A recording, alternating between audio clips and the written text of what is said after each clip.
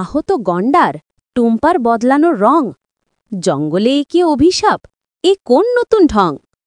কে পেথেছিল এই ফাঁদ, কে সে ষড়যন্ত্রকারী? ওহে সিংহ রাজা, কাঁটা বিঁধেছে, এ তো নয় কোনো সাজা। এ হলো ফাঁদের কাঁটা, খুব জ্বালা করে।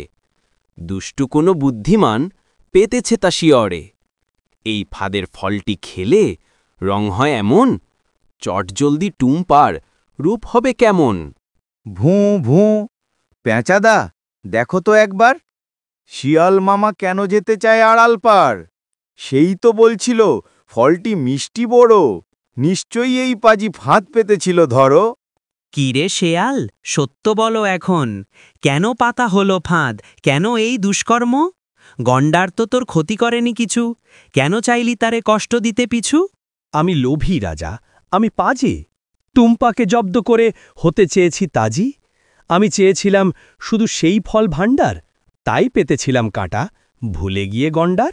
তবে শোনো সবাই, টুম্পাও গন্ডার, ফল খেয়েছে টুম্পা, তার কাছেই সমাধান ভার। এই ফলের বিষ কাটে এক সবুজ পাতা, আনতে হবে সেই পাতা, শুনতে হবে কথা। কাকা, কাকা, ওই উঁচু গাছে। পেঁচাদাতা, তুমি ঠিক, পাতাটি তো আছে। টুম্পা বানর, দাও তো এক লাফ, বুদ্ধি দিয়ে করো পাপীর মাফ। টুম্পা বানর, যদিও তার রঙে বিরক্ত, তবুও সে তার লাফালাফির ক্ষমতা দিয়ে সেই সবুজ পাতাটি পেড়ে আনে।